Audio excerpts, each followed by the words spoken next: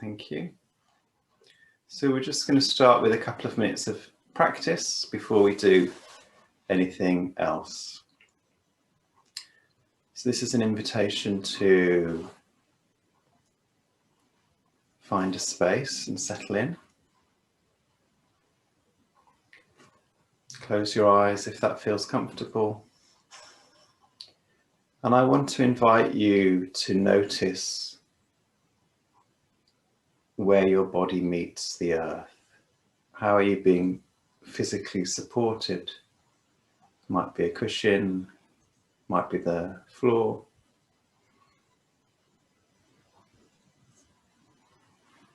Noticing how your weight is met by a force that supports it.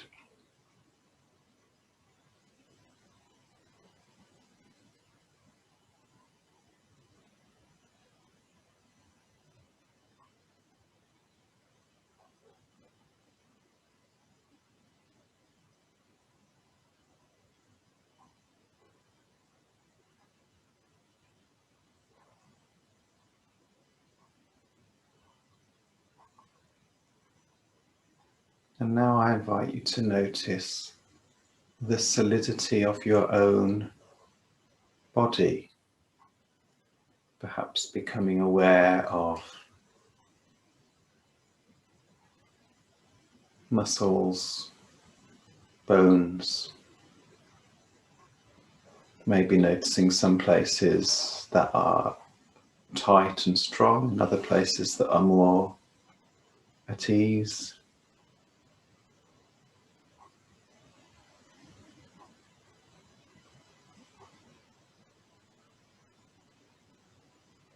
How is it in your body in this moment?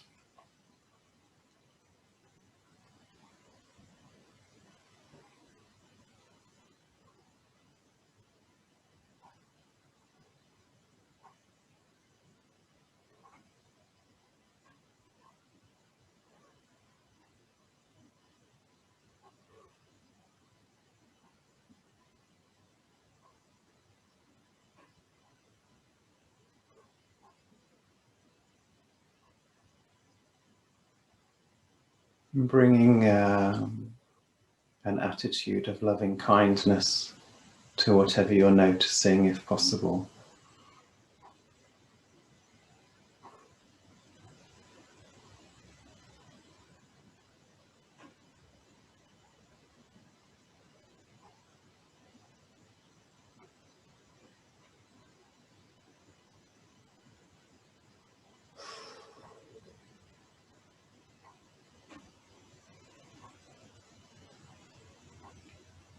And taking a moment to contemplate that the solidity of my body is the same as the solidity of the earth. We're more or less made of the same stuff.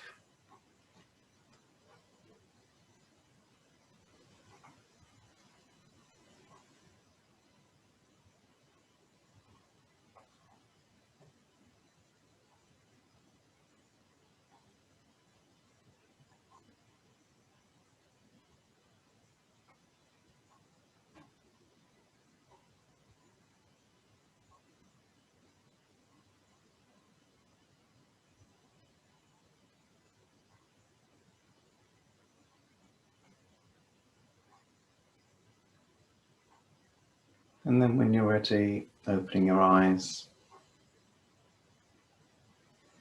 connecting with the room that you're in, connecting with the computer screen again.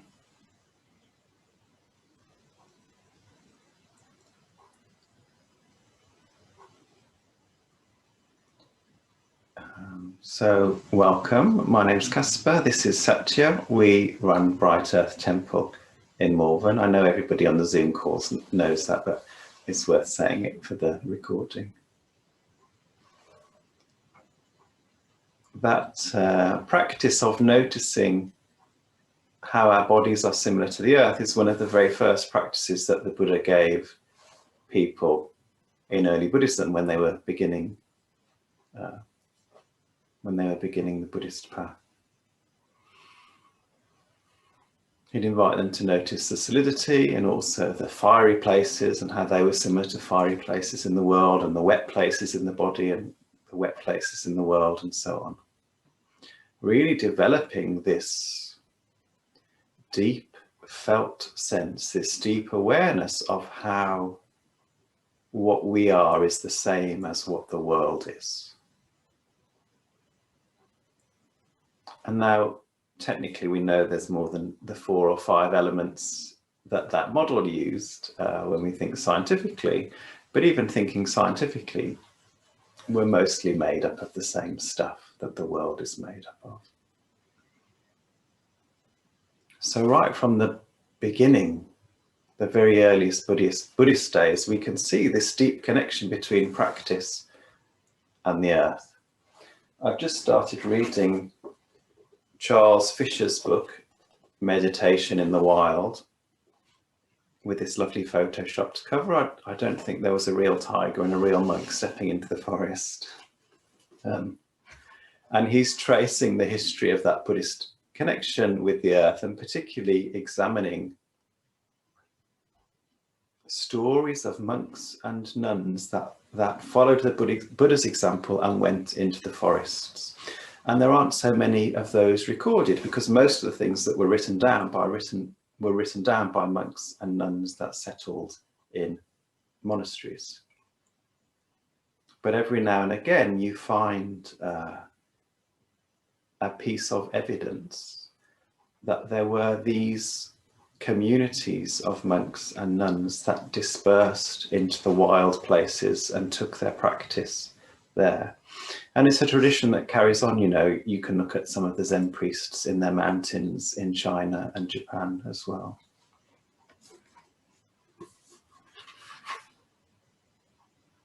Let me read you this verse. So this is from one of the very early disciples of the Buddha. It's from a Buddhist nun. There's no name attributed to it, but this is the verse. Though I be suffering and weak, and all my youthful spring be gone, yet I have come leaning upon my staff and climb aloft the mountain peak, my cloak thrown off. There on the mountain where no crowd can come, never doubt that thou shalt surely win to the beyond. It's quite an old-fashioned translation, but I love that sense of being up on top of the mountain and just shedding everything that you're wearing and letting the wind come and meet you and listening to the bird song, and that this is the place, this nun is convinced that enlightenment will find you when you're on your own in this wild, natural landscape. There's something about that that really appeals to me. Recently, I've been meditating in the garden, and it isn't the same as being on top of a mountain and throwing all your clothes off, although I've not personally thrown all my clothes off on top of a mountain yet. But it does give me some sense of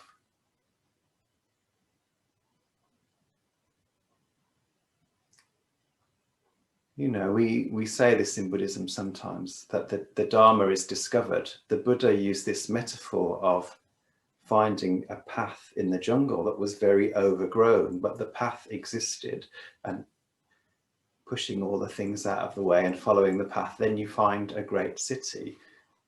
His experience was that he discovered something that was already existing. And my experience as a practitioner is that some of the most profound experiences of learning come from my sitting in the natural world, as much as they do from reading books and listening to talks and being with teachers. It's where some of the knots of my practice untangle.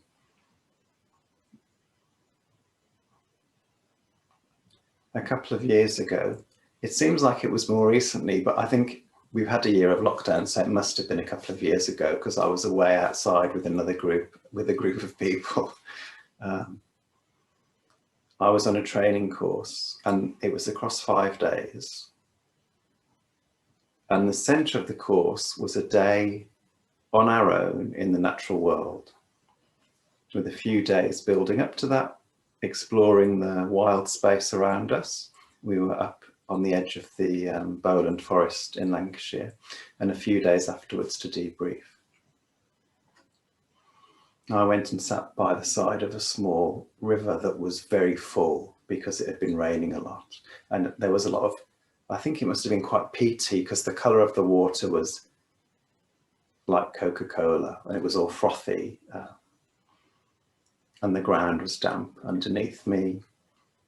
And the sun moved across the sky and came out, and where I was sitting was in shadow, but I managed to sort of move around a bit and get a bit of sun on my face. And I sat there for most of the day. And for the first couple of hours, my mind was really busy trying to work out what is the lesson of this place. I've come here to this special place for one day. I must find something really special to take away. And this kind of calculating, well, the river's big and wide, is that a metaphor? Or there's a rock over there, is there something significant about that? Really trying to think through what the significance of this place was. And eventually that all settled and quietened. And I moved into a chanting practice. I was chanting the Tai Chi mantra.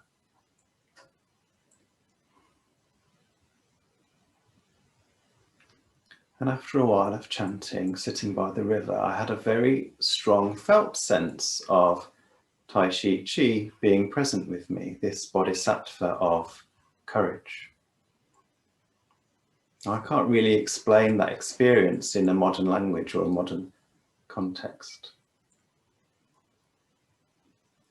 It was, I guess you could say it was a little bit like a waking dream, but there was a really strong sense of something compassionate and wise and full of courage other than my, that I didn't create, that my own processes hadn't given rise to.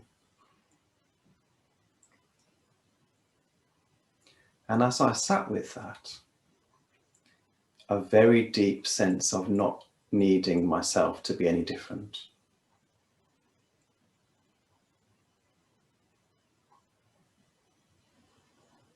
I'd taken all these questions into this space about what I needed to change in my life, or how I needed to grow in this way or in that way, or change the work that I was doing. And in that calculating period that I talked about, I was trying to imagine myself as this whole river going down to the sea, and what did I need to do to become a big, strong river? And as I was sitting there feeling this blessing or grace, I suppose, to use religious language, of Tai Chi, I had a sense of a single water droplet coming down the side of the hill behind me and into the river. So, oh, I could just be a small droplet. I don't need to be the whole river. Such a sense of relief in that experience.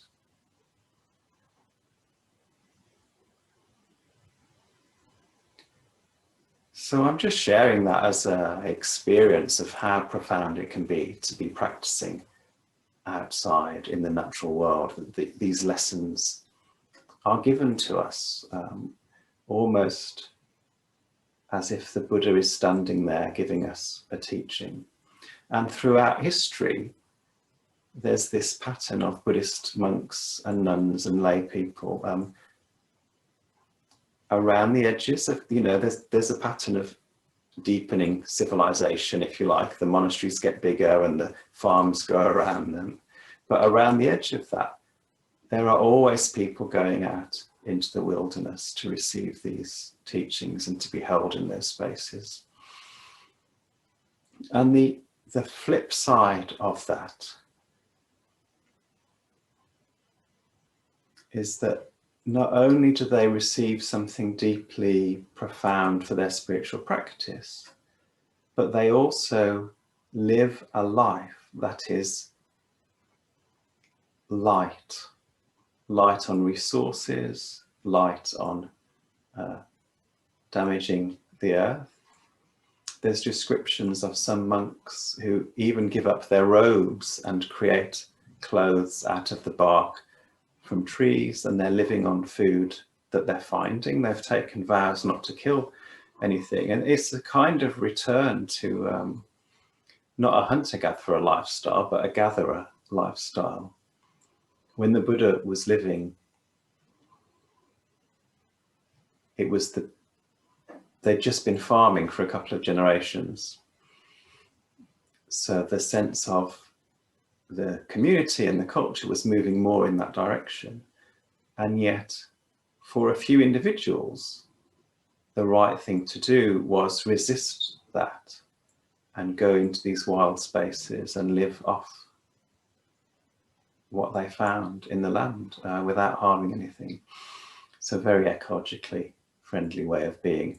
Not that I'm suggesting we should all leave our houses and do that, but there's something of that spirit, I think, that we can incorporate.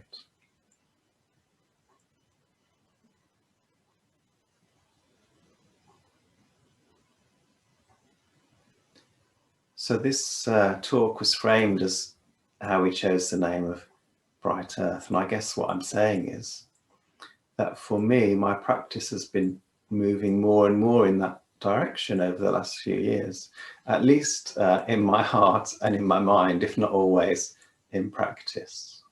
That's the direction that I'm setting for myself. And in this time of the climate crisis and the extinction emergency, when the Earth suddenly seems fragile and at risk in a way that hasn't been true before, because it's the result of the impact of human activity. This kind of deep connection and intimate relationship with the wild, with the natural world, seems more and more important than ever before. So I'll pause there. Thank you for your ears. I'll hand over to Satya. Amitabha. So I thought before I started talking, we could invoke the spirit of the Buddha, the bright part of our new temple name. And I'll do a little bit of chanting. If you are in a place where you can join in, please do. We'll need to keep you muted, I'm afraid. But if you can't join in, then you can just listen and chant away in your head. And we'll do the chant Amitabha, because as Pure Land Buddhists, we're in relationship with Amitabha Buddha above others. Amitabha. Do you want any bells or anything? Let's have a couple of bells.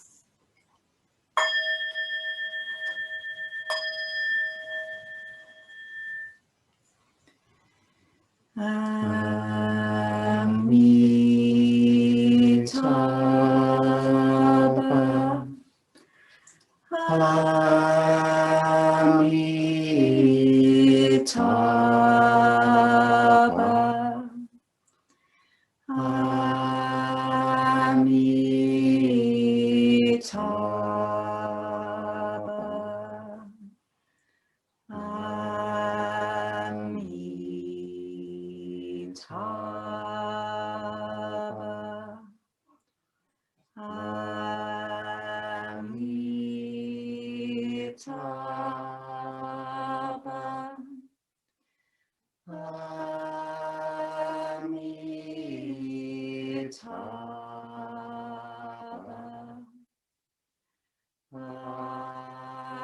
Amitabha.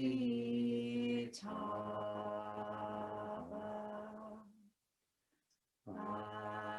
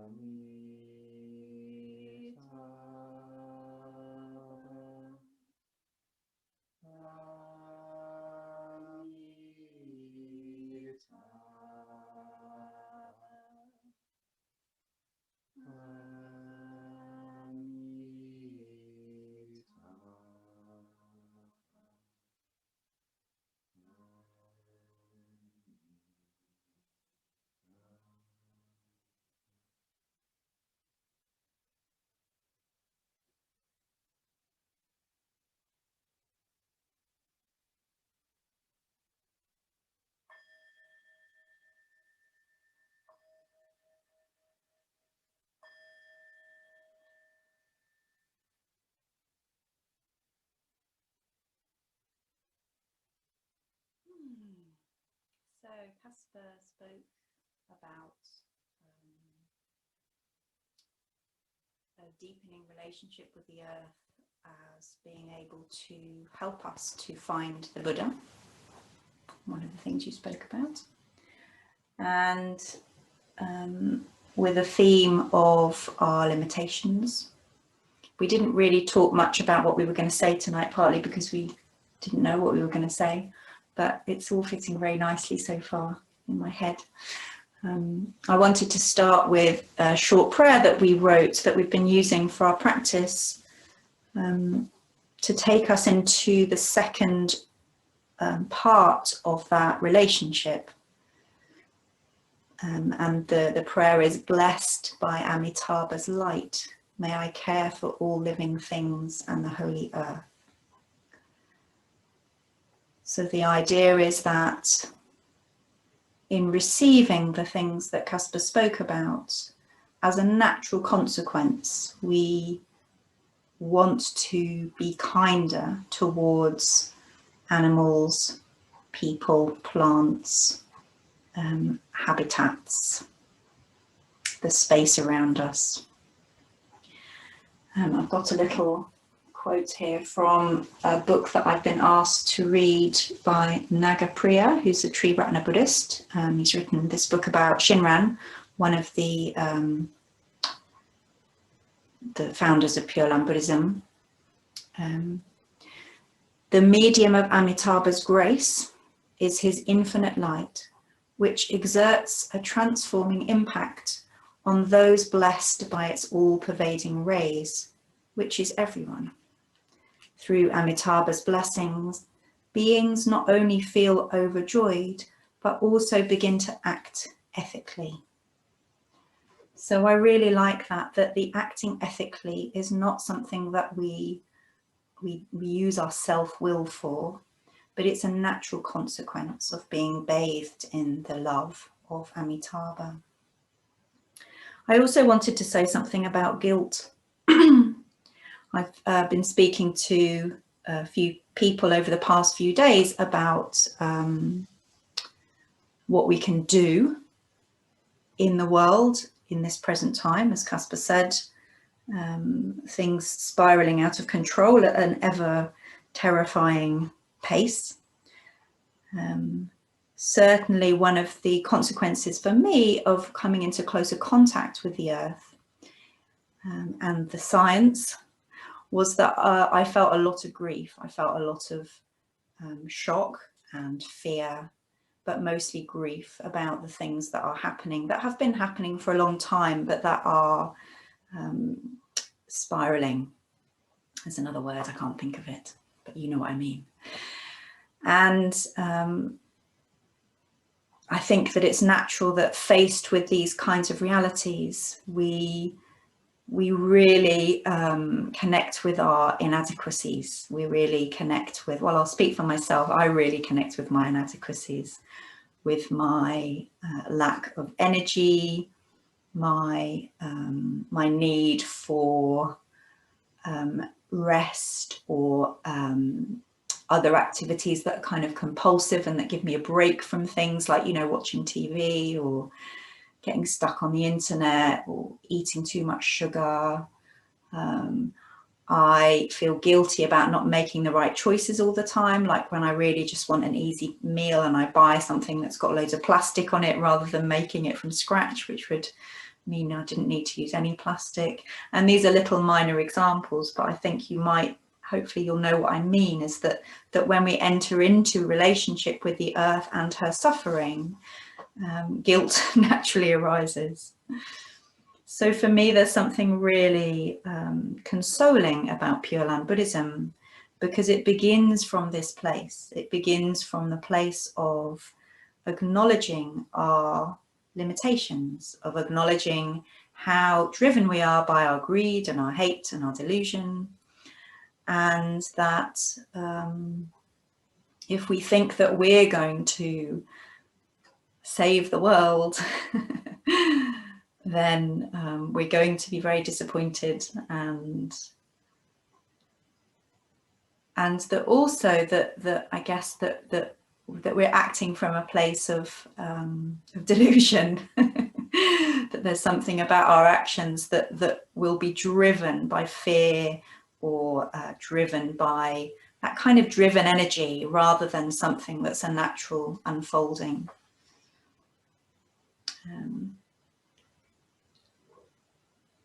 My example from my own life, in terms of how I've begun to work out what activism means for me, because it's very recent that I've come into contact with activism as a thing. I've known about it, of course, but I've never really understood why it's necessary or seen the power of it. And I'm a part of Extinction Rebellion, and there are many, many, many things happening all the time that I could be a part of. There's a very strong group in Malvern, which is doing amazing work in all kinds of different areas, with Worcestershire County Council, with flooding, with saving a river, with all sorts of things. And we're also part of a Buddhist Extinction Rebellion. So there's a national network of people who are also engaged in all sorts of different activities. So there are many, many things that would be good to do. And when I'm feeling desperate about the state of the planet, it's quite difficult sometimes to be in contact with that. And the result is that sometimes it just pushes me into kind of despair, or a hopelessness, where actually it's easier to do nothing. There's no point, because there's too much and it's too big. So I've been involved in various kind of vigils for the past year or two. We did a multi-faith vigil in London. That was the first one, with some of my colleagues from different faiths. And then Malvern did a vigil while we were at the last rebellion. And I can't remember how it started, but an idea sort of became implanted in me last September, October, which was that I could vow to offer a personal vigil to the earth, and that might be something that would be one of those natural reflections of Amitabha's light. And I can remember feeling a bit annoyed about this idea, because I'm already a busy person, and I'm terribly prone to fill my diary and say yes to things, and there's so many good things to do, and I'm always seeking space. So I was a bit annoyed about this idea, and several times I dismissed it because of the scope of it. But it was insistent. It kept just kind of niggling away. And the idea was that I would sit outside with my sign on that says what I'm doing for an hour a day for a year, running up to COP26, which I'm sure you all know is happening in Glasgow in November this year, fingers crossed. And I spoke to a couple of people, and they were pretty discouraging.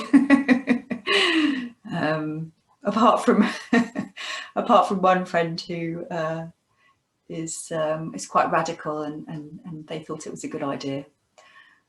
So yeah, so I did it. I started it in November last year, and I'm on day 119 or something. I can't remember today, and it's actually been a really wonderful experience. It's inserted an hour of space into my day every day. I haven't been I haven't been a very meditation hasn't been the thing that I am drawn to. I much prefer Nembutsu chanting, so it's given me a bit of practice at meditation practice, and more than anything, it's brought me into much closer contact with the earth, because I'm there in it for an hour every day, with the wind, the cold wind brushing my cheeks, or the rain pattering down on my waterproof hood, or the sun that comes out and warms me. And there have been a few mornings when I haven't felt great, or I've been grumpy, or the weather's been really bitter, that I haven't wanted to do it, and it's been a bit of a challenge, but overall it's been a joy.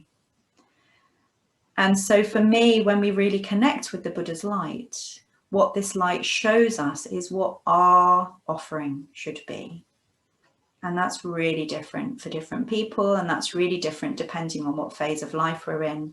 It's really different depending on our capacity in terms of how much else is going on in our head. And I think it's often our head space that limits us rather than our physical or mental or financial space. I think those things can all be worked around. And for some people, I was talking to a friend the other day who has had periods of depression, and they were saying that they weren't able to do anything because they were, healing themselves or managing what was happening inside. And I said that was their work, that their work was that internal healing, and that will also radiate out and have a beneficial effect on the planet. So my hope from this name, Bright Earth, and this little prayer that we say is that it will remind me to keep things simple. It will remind me that I don't have to be everything, that I just have to be one little water droplet. Oh, Ralph, what happened there? Just a noise. There was a noise in the house, very disturbing. He's back on his back again now. That I just have to be one little water droplet, because there are lots of other people who are also little water droplets. And that what will guide me and sustain me in that is the earth's energy, the earth's wisdom, the earth's love, and Amitabha's love. And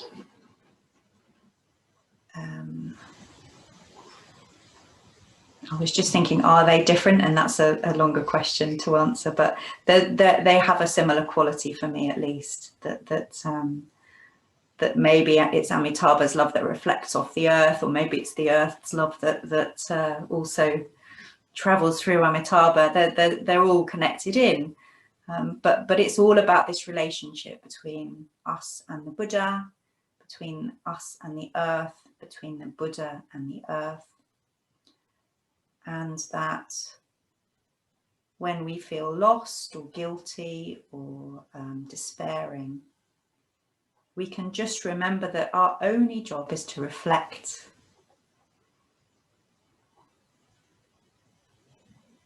To reflect the light of Amitabha, which is always there, whether we're noticing it or not.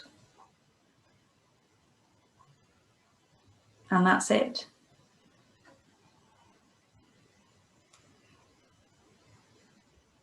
So I'm enjoying the feeling of Amitabha around me.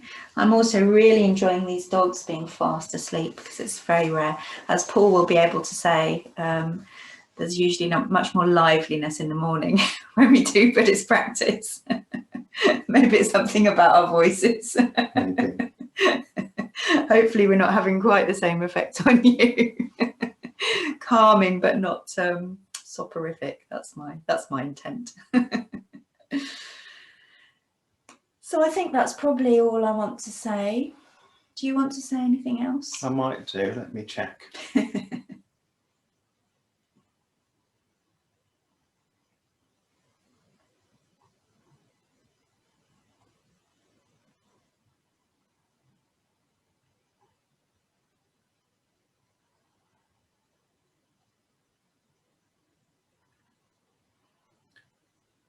The Buddha who lived and died in India 2,500 years ago, well, we don't know if that's true. There's not much historical evidence. Somebody certainly started the tradition. But he told stories of other Buddhas, other awakened beings stretching back through time. Not just human beings who lived and walked on the earth, but this sense of cosmic Buddhas who didn't take on a physical form, but somehow appeared to him and gave teachings, or at least inspired him with their own love and wisdom. at the start of the larger Pure Land Sutra, it describes the Buddha sitting and glowing effectively. He's sort of in this state of bliss. And Ananda says, oh, what's going on? You look really radiant today. Are you in touch with all of these other Buddhas through these other worlds? And the Buddha says, what a good question, Ananda. You're right. I am in touch with them. And I'm particularly in touch with Amitabha Buddha. And then he goes on to describe Amitabha Buddha and Amitabha's qualities.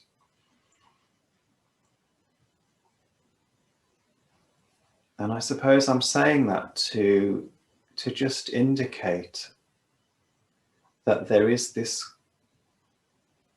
quality that's often missed a bit in Western Buddhism, of something beyond our human bodies that speaks to us. For the Buddha, it spoke to him, or it met him with the face of Amitabha Buddha. But human beings throughout history have had a deeply intuitive, felt sense of being received by something and loved by something that accepts them just as they are. This felt experience is at the heart of the mystical traditions of all religions.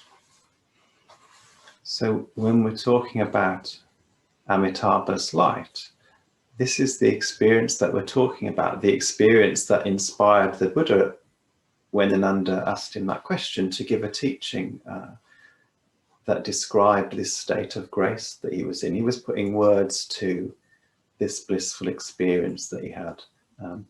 And the language of Buddhism, some of the language of Buddhism is an attempt to do the same, to put words to something that is very hard to put words to. Sorry about that. You just missed the bit of Kaspa's talk that would have enlightened everyone, you know, just in an instant. In the last second, yeah. Our internet connection is unstable, it says. Yeah, I'll just start recording it again. It is recording. Oh, good. Yeah. Do you want to repeat that last bit? Just in case. Oh, goodness me. I don't know what I was talking about.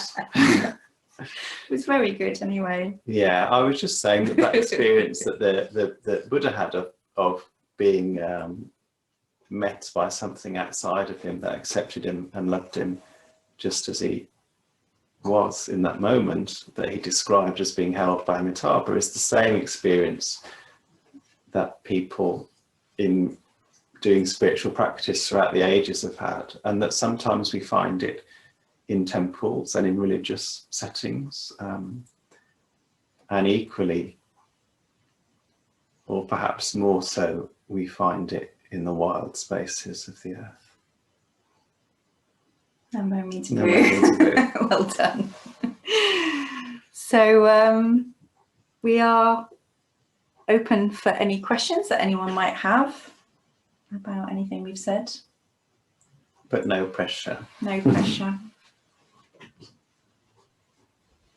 Yeah, I'd like to ask something. I suppose it was just something that came to mind. It was about Jack Cornfield. You know, I think he's quite famous, isn't he, as a practitioner and like. Yeah. But, and someone said, I think he was against the Vietnam War, or he was, you know, he wanted to do something about that. But what he did was he retreated into the forests, you know, with the monks, and someone said to him, you know, why don't you go out and help, you know? And he said, the most powerful thing I can do is to change myself, you know, at that time. And I kind of cling to that, but there's a sense in which that I know that I'm scared, or I have this idea that, you know, I haven't got it in me to go out and change things. So I'm setting these limitations on myself, and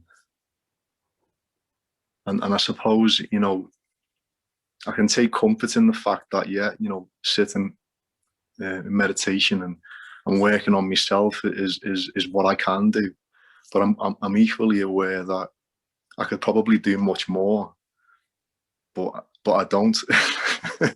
You know, so I suppose it's not a question. It's just that it's something that came up for me. You know. Okay, can I respond? Yeah, I've also got something. Yeah, thank you, Paul. And I think it kind of ties in with what I was saying about guilt, because I think that everyone I've ever met who knows what's happening in the world feels a lot of it, and knows that there are lots and lots of things they could be doing that they're not doing.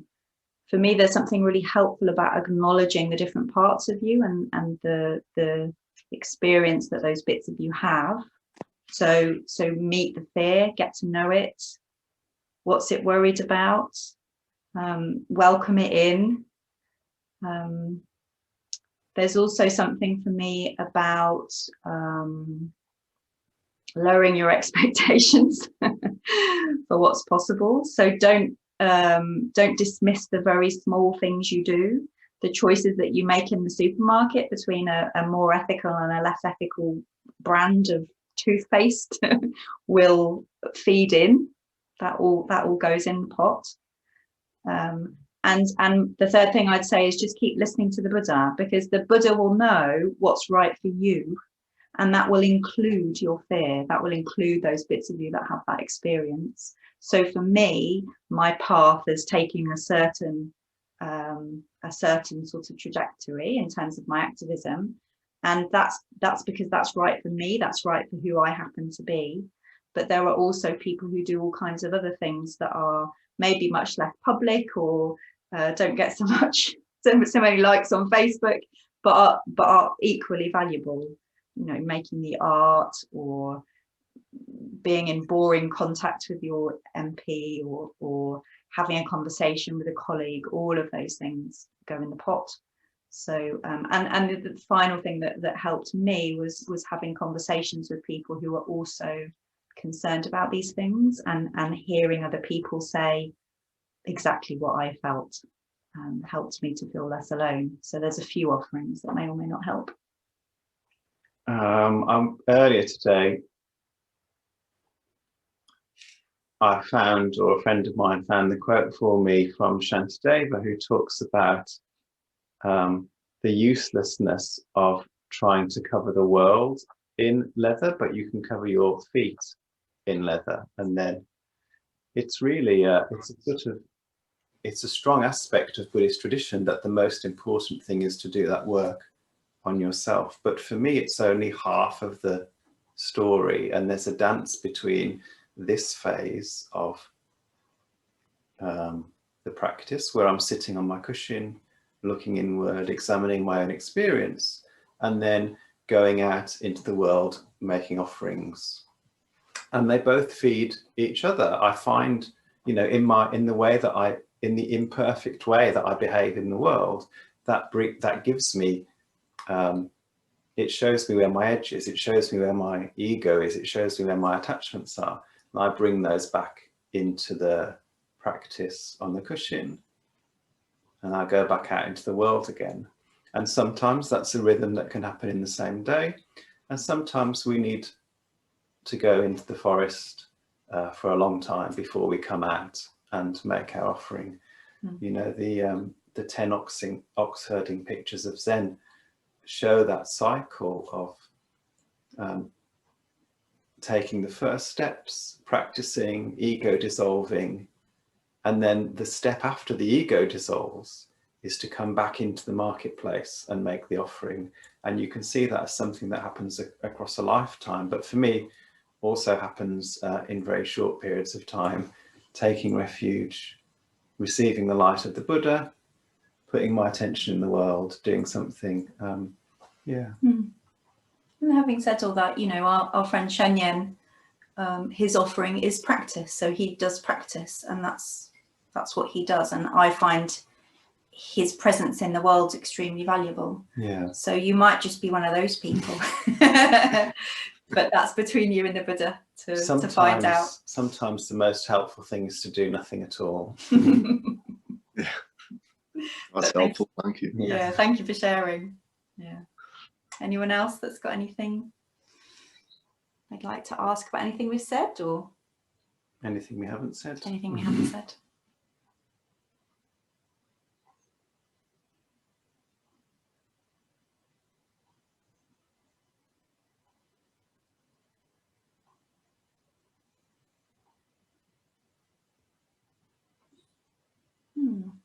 It's been really lovely to hang out with you all this evening. Thank you so much for offering some of your Saturday evening.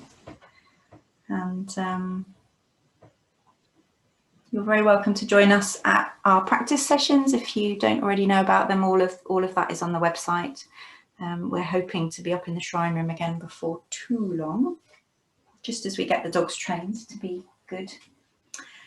And yeah, I also hope to see some of you, or if not all of you, in real life, maybe sometime this year. Fingers crossed.